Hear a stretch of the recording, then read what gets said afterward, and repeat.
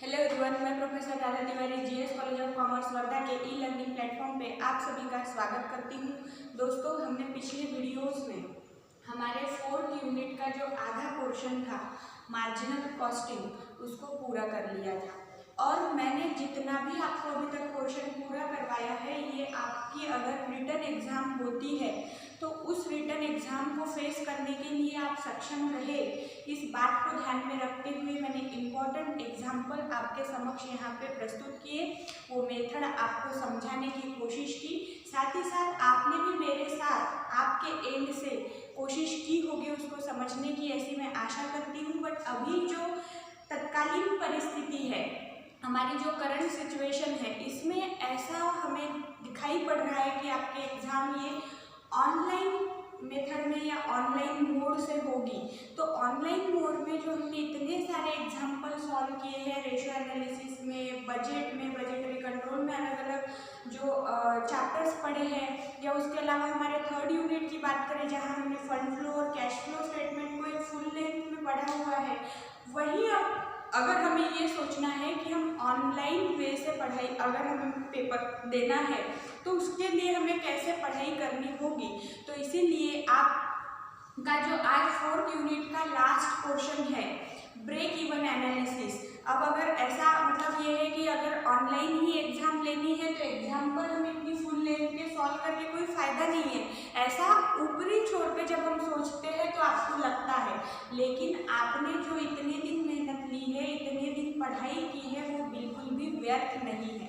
क्योंकि मान के चलिए कि अगर आप लोगों ने फुल लेंथ के एग्जाम्पल सॉल्व नहीं किए होते, आपको ये मेथड पता नहीं होती, आपको एग्जाम्पल सॉल्व करने का तरीका पता नहीं होता, तो आपने एमकॉम में एडवांस मैनेजमेंट अकाउंट ये सब्जेक्ट पढ़ा है, ऐसी आपको ना अनुभूति होती और ना ही आपके पास ज्ञान होता। इसीलिए हमारे पास आया हुआ ज्ञान कभी भी व्यर्थ नहीं जाता। और रही बात ऑनलाइन पेपर की, तो वहाँ पे भी आपको 16 मार्क के लिए क्वेश्चन नहीं आएगा, बट जो हमने रेशियो एनालिसिस में अलग अलग फार्मूलाज यूज़ किए, वो एक फार्मूला आपको पूछा जाएगा, किसी पर्टिकुलर फार्मूला का वहाँ पे यूज़ करना रहेगा। Fund flow statement, cash flow statement में जैसा हम किया करते थे, वहाँ पे बैलेंसिंग फिगर निकाला करते थे, तो आपको बहुत सारे ऐसे आइटम्स न देते हुए कुछ चुनिंदा आइटम दे के बैलेंसिंग फिगर से आपको वहाँ पे अमाउंट कैलकुलेट करने के लिए कहा जा सकता है। तो ऐसा सभी जो हमने विस्तृत स्तर पर पढ़ा है, उसको हम अभी ऑनलाइन मोड पे अगर एग्जाम देंगे तो उसका वहाँ पे हम संकुचित मायना जरूर देखेंगे, लेकिन उसके लिए भी ज्ञान होना जरूरी होता है। और आपके जानकारी के लिए आपको एक बात बता दूं कि जो हमारी रिटन एग्जाम होती है, वो रिटन एग्जाम हम मतलब अगर कम हमारे पास जानकारी है तो भी वहाँ पे थियोरेटिकल सब्जेक्ट के लिए मैं बात कर रही हूँ स्पेशली, लिख सकते हैं। लेकिन जहाँ ऑनलाइन मोड में आपको केवल सिंगल लाइनर या 1 लाइनर दिया रहना है, वहाँ पे उसका फाइनल अल्टीमेट एक आंसर आपको देना होता है, तो यहाँ पे बहुत ज़्यादा गहन ज्ञान की मतलब डीप नॉलेज की ज़रूरत होती है, ऐसा हम बोलते हैं। तो आप बहुत खुशकिस्मत हैं कि आपके कॉलेज ने आपको पूरे सब्जेक्ट का डीप नॉलेज यहाँ पे प्रोवाइड करवाया है। तो अब इतनी बात करके मैं आगे चलती हूँ। मेरा एडवांस मैनेजमेंट अकाउंट के तहत जो अंतिम पोर्शन बाकी रहा है वो है ब्रेक इवन एनालिसिस। उसके बाद एएमए में मतलब एडवांस मैनेजमेंट अकाउंट में आप ऐसा एक भी पोर्शन नहीं बोल सकते जो आपको नहीं पढ़ाया गया हो। जहाँ एक यूनिट में 3 चैप्टर दिए हैं वो भी मैंने करवाए हैं, जहाँ 2 दिए हैं वो भी मैंने करवाए हैं, जहाँ एक ही दिया है रेशियो एनालिसिस, उसका हर पोर्शन मैंने आपको करवाया है। बस आपको अपने एंड से अब अच्छी पढ़ाई करनी है और ऑनलाइन पेपर जैसे भी आपके पेपर होंगे उसको आपको फेस करना है। तो यहाँ पे ब्रेक इवन एनालिसिस मेरा आखिरी का क्वेश्चन बाकी रहा है। यहाँ मैं आपको शुरुआती इसमें ही बता देती हूँ कि इसी वीडियो में मैं आपको इसका बहुत शॉर्ट में थ्योरेटिकल नॉलेज दूंगी और उसके बाद हम इसके केवल 2 एग्जाम्पल लेंगे, जिन 2 एग्जाम्पल में आपको 8 से 10 एग्जाम्पल की पूरी जानकारी बार बार अगर आपको ऐसे ही एग्जाम्पल आते हैं तो आप खुद सॉल्व कर सकेंगे। ऐसे मैं आपको 2 एग्जाम्पल यहाँ पे प्रोवाइड करवाऊंगी, उसी के आधार पे आपकी फॉर्मूलाज की भी प्रैक्टिस हो जाएगी अगर आप उन्हीं एग्जाम्पल को समझ लेते हैं तो, और एग्जाम्पल सॉल्व कैसे किया जाता है ये भी आपको समझ जाएगा।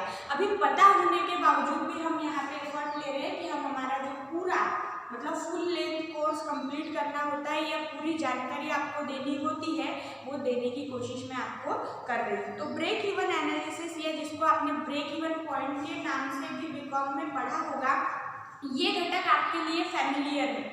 जैसा मार्जिनल कॉस्टिंग में हमें हर मेथड की पढ़ाई करनी पड़ी, वैसा यहाँ पे आपको कुछ ना कुछ इस मेथड के संदर्भ में या इस चैप्टर के संदर्भ में पता है। तो जब ब्रेक इवन एनालिसिस की हम बात करते हैं तो आपके दिमाग में एक बात जरूर होगी जो आपके बीकॉम की कक्षाओं में आपको जो पढ़ाया होगा, आपके संबंधित प्राध्यापक ने आपको बताया होगा कि ब्रेक इवन पॉइंट एक ऐसी परिस्थिति होती है, ऐसा एक पॉइंट होता है जहां आप ना प्रॉफिट ना लॉस की संदर्भ में या ना प्रॉफिट ना लॉस के मतलब क्या कहेंगे उसको, परिस्थिति में खड़े होते हैं। मतलब हम उस समय हमारा जो रेवेन्यू होता है और जो कॉस्ट होती है, किसी चीज़ को बनाने के लिए लगने वाला लागत मूल्य मतलब कॉस्ट, और उसको बेचने के बाद हमारे पास आई हुई पैसे रेवेन्यू, वो दोनों जब सेम हो जाता है तो वहाँ ना आपको प्रॉफिट हो रहा है और ना लॉस हो रहा है। तो ऐसी परिस्थिति का अध्ययन हम उसे कहते हैं ब्रेक इवन एनालिसिस। तो ये यहाँ तक के आपका पूर्व ज्ञान था, आपका प्रीवियस नॉलेज था। अब इस पूर्व ज्ञान में हम आज बढ़ोतरी करेंगे कि ब्रेक इवन एनालिसिस को, जैसे कि अभी मैंने बताया आपको ब्रेक इवन एनालिसिस का तात्पर्य ये नैरो सेंस में यूज किया जाता है। ब्रेक इवन एनालिसिस को समझने के दो सेंस हो सकते हैं, एक तो नैरो सेंस और दूसरा ब्रॉड सेंस। तो नैरो सेंस में हमने अभी देखा कि it refers to a system of determining that level of operation where total revenue equal to total cost, that is it is basically concerned with finding out the break even point, जो कि आपको भी पहले से पता हुआ है, BCom में ये पढ़ चुके हैं कि रेवेन्यू और कॉस्ट दोनों एक हो जाती है, दोनों सेम प्राइस यहाँ पे दिखते हैं, प्रॉफिट भी नहीं होता, लॉस भी नहीं होता। ऐसी परिस्थिति को हम ब्रेक इवन एनालिसिस कहते हैं या ब्रेक इवन पॉइंट कहते हैं। अब ब्रॉडर सेंस क्या है ब्रेक इवन एनालिसिस के संदर्भ में जो उपयोग में लाया जाता है? In this broader sense, it denotes a system of analysis that can be used to determine the probable profit at any level of operation। अब यहाँ पर केवल ब्रेक इवन एनालिसिस में हमने ना प्रॉफिट ना लॉस वाली मतलब ऐसी सिचुएशन को ना समझते हुए इसका दूसरा सेंस या ब्रॉडर सेंस क्या बोल रहा है कि अलग अलग ऑपरेशन लेवल पर प्रोबेबल प्रॉफिट मतलब संभाव्य लाभ कितना हो सकता है, इसका भी हम ज्ञान लेने के लिए या इसकी वहाँ पे प्रचिति लेने के लिए हम ब्रेक इवन एनालिसिस का यूज करते हैं। इसके बाद उसके एडवांटेजेस डिसएडवांटेजेस आपको थ्योरेटिकल पोर्शन में मैंने जैसा कैश फ्लो और फंड फ्लो का आपको पीडीएफ फॉर्म प्रोवाइड किया है आपके गूगल ड्राइव पे, वैसा ही मैं यहाँ पे आपको ब्रेक इवन एनालिसिस का भी प्रोवाइड करूँगी। तो जितना थ्योरेटिकल पोर्शन है आपने वहाँ से कवर कर लेना है। अब उसके बाद यहाँ मैं आपको, क्योंकि वो हमारे एग्जाम्पल में आने वाला है करके, मैं यहाँ पे आपको significance of break even analysis या इसमें जो एग्जाम्पल में आपको जिस टाइप का एक फॉर्मूला यूज करना होता है तो वो फॉर्मूला हम संबंधित किस काम के लिए लगा रहे हैं वो यहाँ पे बताना जरूरी है करके मैं सिग्निफिकेंस ऑफ बीईपी यहाँ पे आपके समक्ष रखती हूँ। सबसे पहला एक सिग्निफिकेंस है कि ये यूज किया जाता है calculation of profit for different cells volume. अलग अलग सेल्स वॉल्यूम या सेल्स की जो हमारी क्वांटिटी है उस सेल्स वॉल्यूम पे, डिफरेंट सेल्स वॉल्यूम पे हमारा प्रॉफिट कितना फ्लक्चुएट होता है या प्रॉफिट पे क्या परिणाम होता है, उस प्रॉफिट के कैलकुलेशन के लिए बीईपी यूज किया जाता है। उसके बाद calculation of sales volume of produce desired profit, मतलब डिजायर्ड प्रॉफिट यानी कि क्या, जितना लाभ मिलना चाहिए ऐसी हमें चाहत है। डिजायर्ड माने क्या, इच्छा है कि हमें इतना प्रॉफिट होना चाहिए, तो उस इच्छा वाले प्रॉफिट के लिए हमें कितना सेल्स करना पड़ेगा, मतलब calculation of sales volume for desired profit. उसके बाद दिया हुआ है calculation of selling price per unit for a particularly break even point. अब बीईपी पे सेलिंग प्राइस पर यूनिट क्या रहेगा वो आपको कैलकुलेट करना होता है। मतलब अगर ब्रेक इवन पॉइंट की सिचुएशन पे हमें जाना है तो पर्टिकुलर हमारा सेल्स कितना होगा ये हमें वहाँ पे खोजना पड़ता है। Calculation of sales volume required to meet proposed expenditure, अगर हमारे जो एक्सपेंसेस है उसे अगर हमें मीट करना है, मतलब लॉस भी नहीं होना चाहिए, प्रॉफिट तो होना ही नहीं है लेकिन लॉस में भी ना जाए, तो जितना खर्चा हुआ है कम से कम उतना तो हमारा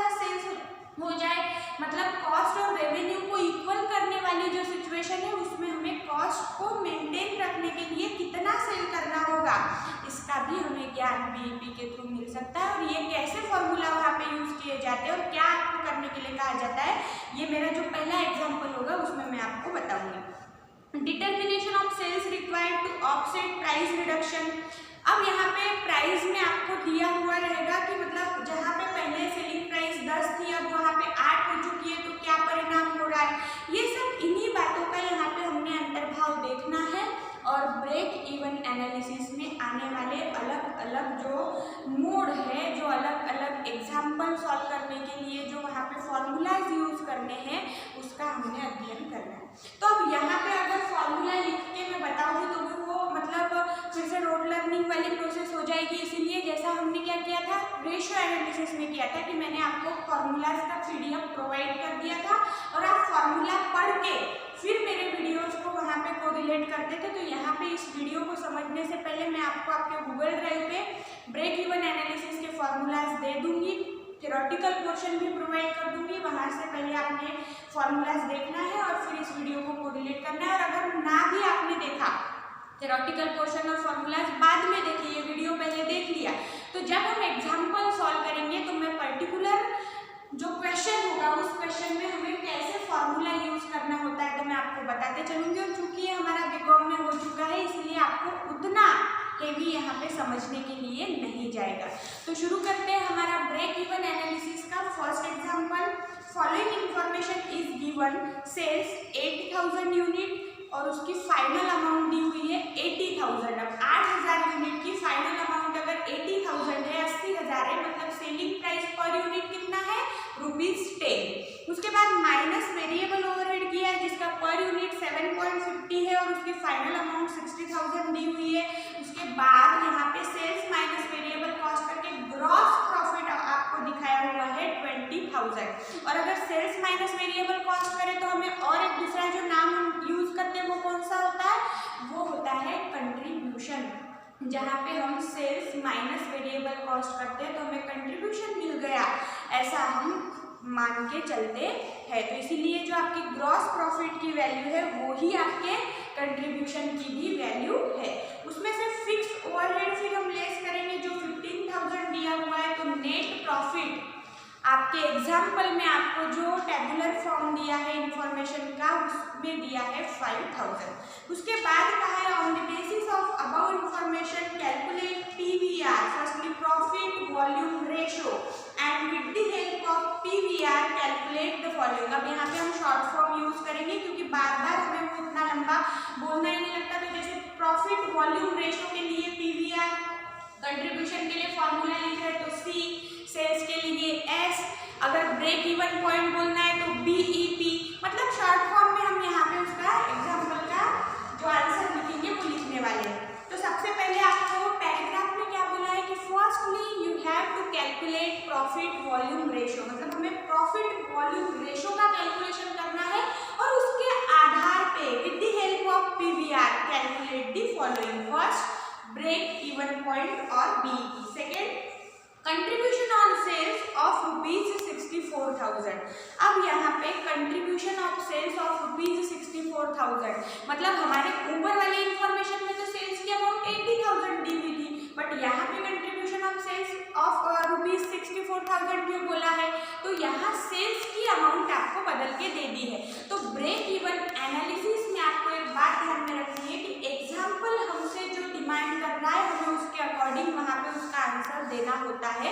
जैसे कि अब कंट्रीब्यूशन जो ऊपर टेबुलर फॉर्म में 80,000 सेल्स है और उसमें 60,000 वेरिएबल कॉस्ट है, तो वहाँ पे कंट्रीब्यूशन तो ऑलरेडी कैलकुलेट है ना 20,000 का, बट फिर भी हमें यहाँ जो कंट्रीब्यूशन कैलकुलेट करने के लिए कहा जा रहा है, तो अगर कहा जा रहा है तो कुछ ना कुछ चेंजेस होंगे। तो वो चेंजेस क्या है, यहाँ पे सेल्स की जो अमाउंट है वो 80,000 से कम करके 64,000 कर दी गई और 64,000 पे आपका कंट्रीब्यूशन कितना होगा ये आपने फाइंड आउट करना है। Margin of safety on the sales of ₹64,000, जो कंट्रीब्यूशन हमने ऊपर कैलकुलेट किया है 64,000 का, उसी प्रक्रिया को पकड़ के रखते हुए हमने यहाँ पे मार्जिन ऑफ सेफ्टी का भी कैलकुलेशन करना है। फिर है required sale if profit volume ratio is 40%। अगर PVR 40% है तो रिक्वायर्ड सेल कितना होगा, मतलब अगर PVR 40% उसका फाइनल अमाउंट दिया हुआ है, तो उस फाइनल अमाउंट के लिए हमें सेल्स भी चाहिए होगा, तो वो सेल्स की अमाउंट हमने यहाँ खोजनी है। उसके बाद है sales required to earn a profit of ₹10,000। अगर हमें 10,000 का डिजायर्ड प्रॉफिट हासिल करना है तो हम कितने का सेल्स हमें करना होगा या सेल्स रिक्वायर्ड क्या होगा उसका अमाउंट हमने ढूंढना है। उसके बाद है if the selling price per unit is reduce to ₹8, the new sales volume to offset the price reduction. New sale volume क्या होगा, जब अगर हमारा सेलिंग प्राइस जो पहले कितना दिया था ₹10 दिया था वो अभी रिड्यूस करके 8 कर दिया है, तो अगर ₹8 सेल्स प्राइस हो जाती है तो हमारा सेल्स वॉल्यूम कितना होगा ये हमें यहाँ पे कैलकुलेट करना है।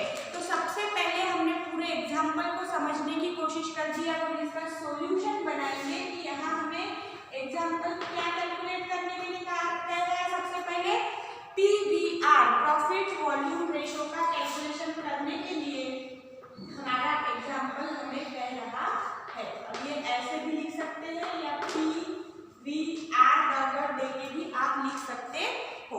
तो जब PVR का हमने कैलकुलेशन करना है तो इसका फॉर्मूला बनता है C/S मल्टीप्लाइड बाय 100। अब ये C/S क्या है, तो contribution divided by sales multiplied by 100। और जब contribution divided by sales multiplied by 100 हम कर लेते हैं तो हमें संदर्भित कंट्रीब्यूशन के आधार पे या सेल्स के आधार पे हमने प्रॉफिट वॉल्यूम रेशो का कैलकुलेशन कर लिया, ऐसा हम बोल सकते हैं। तो अब जो टेबुलर फॉर्म आपको इंफॉर्मेशन में दिया हुआ है, जहाँ एक तरफ आपको पर्टिकुलर्स दिया हुआ है कि क्या वहाँ पे किसके संदर्भ में फाइनल अमाउंट है और अमाउंट की भी जानकारी दी हुई है, तो इसीलिए यहाँ पर कंट्रीब्यूशन आपको मैंने एग्जाम्पल समझाते हुए बताया कि जो आपकी ग्रॉस प्रॉफिट की अमाउंट है वो ही आपका कंट्रीब्यूशन है, क्योंकि S-V करके हम कंट्रीब्यूशन भी हासिल करते हैं। तो S-V मतलब 80,000 माइनस 60,000, तो यहाँ पे आपका कंट्रीब्यूशन हो गया 20,000 डिवाइडेड बाय सेलिंग प्राइस कितनी है 80,000। अब यहाँ पे हमें जो नीचे चेंजेस दिए हैं उसका इसमें अंतर्भाव नहीं करना है। जैसे जैसे मैं आगे समझाऊंगी आपको समझ आएगा कि जब तक आपको किसी पर्टिकुलर अमाउंट में किसी पर्टिकुलर आइटम में चेंजेस करने के लिए ना कहा जाए तब तक का आप जो स्टैंडर्ड इंफॉर्मेशन है, जो मेन इंफॉर्मेशन है, उसी का आधार लेके आपने चलना होता है। तो इसीलिए यहाँ पे सेलिंग प्राइस हमारी कितनी आएगी 80,000। और अगर प्रॉफिट वॉल्यूम रेशो का यहाँ पे हम कैलकुलेशन करेंगे तो 20,000 डिवाइडेड बाय 80,000 मल्टीप्लाइड बाय 100 अगर हम करेंगे तो हमें प्रॉफिट वॉल्यूम रेशो मिल जाएगा 25%। और ये जो प्रॉफिट वॉल्यूम रेशो है ये हम आगे बहुत जगह पर यूज करेंगे, क्योंकि हमें एग्जाम्पल का जो सॉल्यूशन बनाना है उस सॉल्यूशन के लिए आपको क्या कहा है कि प्रॉफिट वॉल्यूम रेशो की आपने हेल्प लेनी है।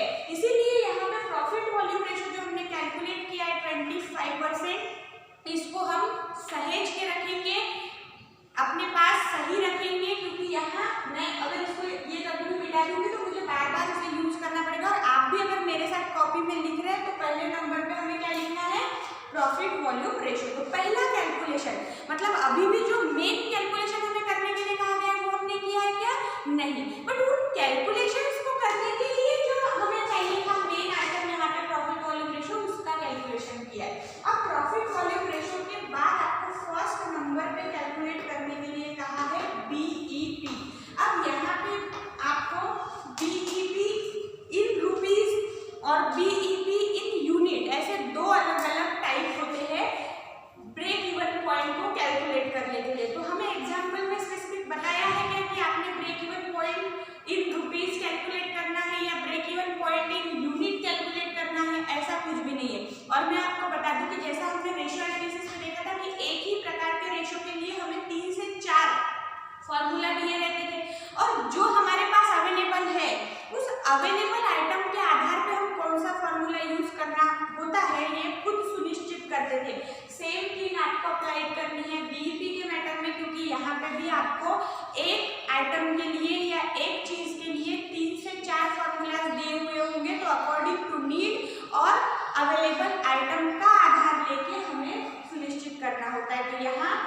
बीईपी इन रुपीज का कैलकुलेशन करना ज़्यादा सुलभ समझते हैं, इसलिए मैंने बीईपी इन रुपीज लिख दिया। इसका फॉर्मूला है fix cost divided by PVR. अब फिक्स कॉस्ट कितनी है? फिर से मैंने आपको बता रखा है कि जब तक कोई चेंजेस ना बताए आपने स्टैंडर्ड इंफॉर्मेशन को यूज करना, और फिक्स कॉस्ट में तो वैसे भी कोई चेंजेस नहीं होते, तो इसीलिए फिक्स कॉस्ट जो हमारे इंफॉर्मेशन में दी है वो है 15,000 और पीवीआर अभी अभी हमने कैलकुलेट किया 25%। और एक बात यहाँ पे बताना है, बहुत चाइल्डिश होगा लेकिन फिर भी मैं बता देती हूँ कि ये जो 25% हम लिखते हैं ना, इसको 15,000 डिवाइडेड बाय 25 डिवाइडेड बाय 100 करते हैं। तो इसी को अगर आगे हम सॉल्व करेंगे तो ये 15,000 डिवाइडेड बाय 25 मल्टीप्लाइड बाय 100 हो जाता है, ये ट्रांसफर हो जाता है न्यूमरेटर में। ठीक है, तो जब ऐसा आपको दिया जाए या तो 15,000 डिवाइडेड बाय 25 डायरेक्ट और मल्टीप्लाइड बाय 100 करके डायरेक्ट आप यहाँ पे आंसर अपना कैलकुलेट कर सकते हो। तो ऐसा ही हम लिखते वक्त पहले कैसा लिखेंगे 15,000 डिवाइडेड बाय 25%। और अगर ये हम करेंगे तो यहाँ पे जो अमाउंट आएगी वो होगी 60,000 रुपीज की। और 60,000 रुपीज हमने क्या कैलकुलेट किया है? BEP in rupees. BEP in rupees के लिए अमाउंट आया है 60,000। और ये जो 60,000 की अमाउंट हमने बीईपी इन रुपीज के लिए कैलकुलेट कर ली, इसके बाद हमें कैलकुलेट क्या करना है वो हम देखेंगे। तो सेकेंड कैलकुलेशन आपको बताया हुआ है contribution on sales of rupees 64,000। अब यहाँ पर चेंजेस हमें देखने मिलेंगे क्योंकि सेल्स की जो अमाउंट है वो कितनी बोल रहा है? Contribution of sales of rupees 64,000। जो सेल्स है वो 80,000 से बदलाव होकर उसकी अमाउंट कितनी देगी? 64,000। तो जब ऐसे नए कंडीशन में हमें चेंजेस करके कंट्रीब्यूशन कैलकुलेट करना होता है तो कंट्रीब्यूशन का फॉर्मूला बनता है डिजायर्ड सेल। और एग्जांपल की शुरुआत में ही आपको क्या कहा है कि with the help of PVR हर जगह पर प्रॉफिट वॉल्यूम रेशो का आप आधार लीजिए, सहायता लीजिए। तो प्रॉफिट वॉल्यूम रेशो और गिवन डिजायर्ड सेल के आधार पे कंट्रीब्यूशन कैलकुलेट करने का फॉर्मूला होता है contribution equal to desired sale multiplied by PVR. अब डिजायर्ड सेल कितना है? तो 64,000, इसलिए 64,000 मल्टीप्लाइड बाय पीवीआर। अब यहाँ पे पीवीआर से संदर्भ में जो हमें जानकारी दी हुई है वो कुछ बताई हुई है क्या? नहीं। तो इसीलिए पीवीआर हमारा ओल्ड वाला ही जो 80,000 वाले सेल्स पे हमने कैलकुलेट किया था वो ही यूज करेंगे और कंट्रीब्यूशन का कैलकुलेशन करेंगे। सो कंट्रीब्यूशन इक्वल टू 16,000। ये हमारा सेकंड यहाँ पे कैलकुलेशन हुआ जहाँ हमने कंट्रीब्यूशन का कैलकुलेशन भी कर लिया। उसके बाद थर्ड कैलकुलेशन कहा है margin of safety on the sales of rupees 64,000। अब मार्जिन ऑफ सेफ्टी का हमें कैलकुलेशन करना है।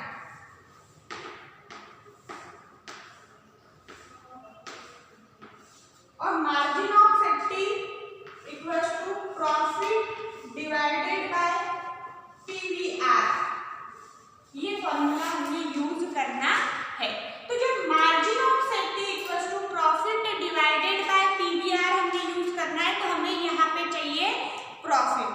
और प्रॉफिट किस सेल्स का चाहिए? 64,000 वाले सेल्स के लिए चाहिए। तो अब 64,000 वाला जो सेल्स है, प्रॉफिट क्यों 64,000 वाले सेल्स का चाहिए होगा? क्योंकि यहाँ आपको स्पेसिफिक कहा गया है margin of safety on the sale of rupees 64,000। मतलब हम प्रॉफिट 80,000 वाले सेल का जो नेट प्रॉफिट 5,000 दिया है उसको यूज कर सकते हैं क्या? नहीं कर सकते। तो यहाँ पे हमें न्यू प्रॉफिट कैलकुलेट करना होगा। फॉर्मूला में आप लिख भी सकते हो कि यहाँ हमने न्यू प्रॉफिट कैलकुलेट किया है, बट चलेगा कि हमने फॉर्मूला डायरेक्ट लिख दिया। अब न्यू प्रॉफिट का जो कैलकुलेशन करना है तो यहाँ हम वर्किंग नोट दिखाएंगे। और इस फॉर्मूला के लिए हमें वर्किंग लग रहा है तो आप यहाँ भी लिख सकते हो। पता चल गया हमें प्रॉफिट की अमाउंट आएगी, फिर पीवीआर लिखेंगे तो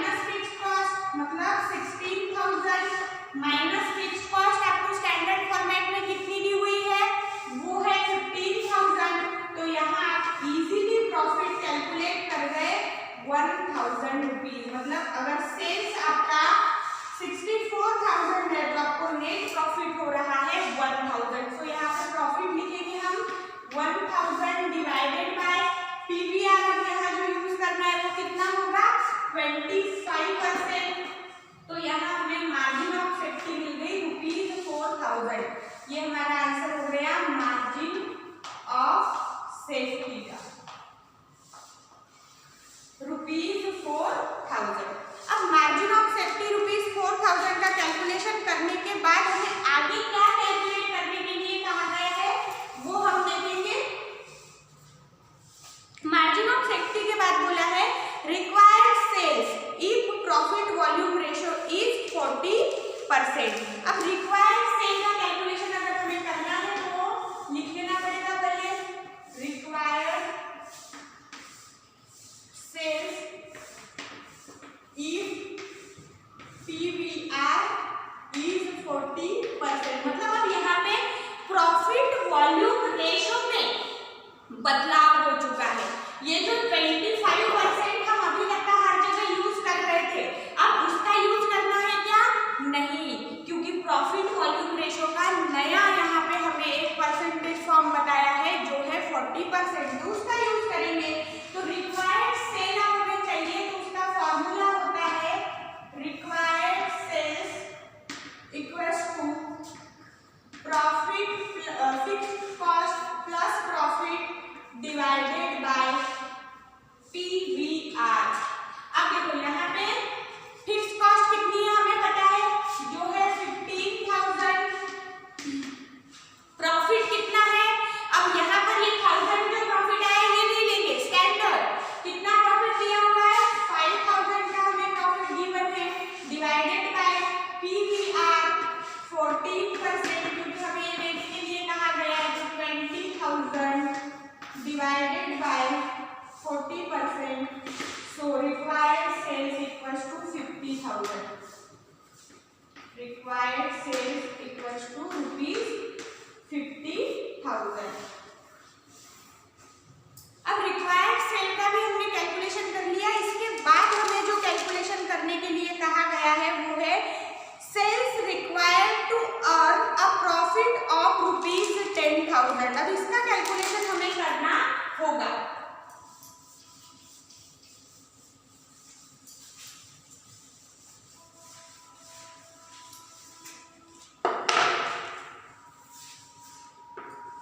sales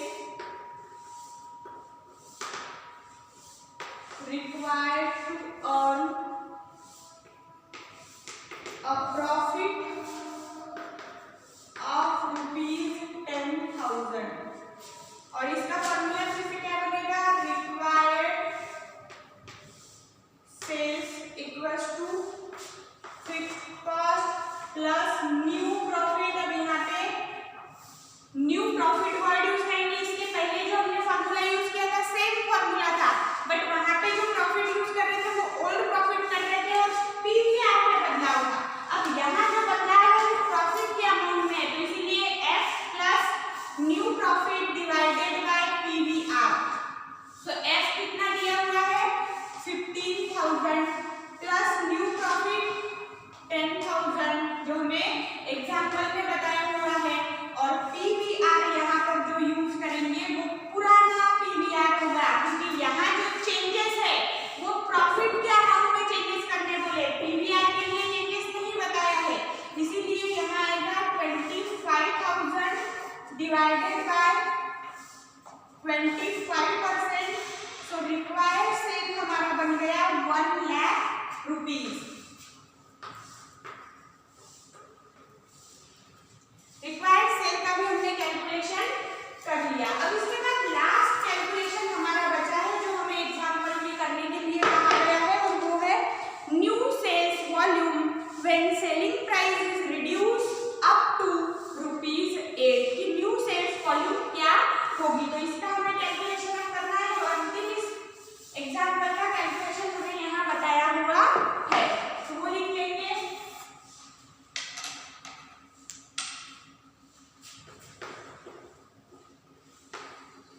new sales volume when selling price is reduced to ₹8। अब न्यू सेल्स वॉल्यूम का यहाँ पे कैलकुलेशन करना है तो फॉर्मूला भी उसके लिए बनेगा new sales volume equals to F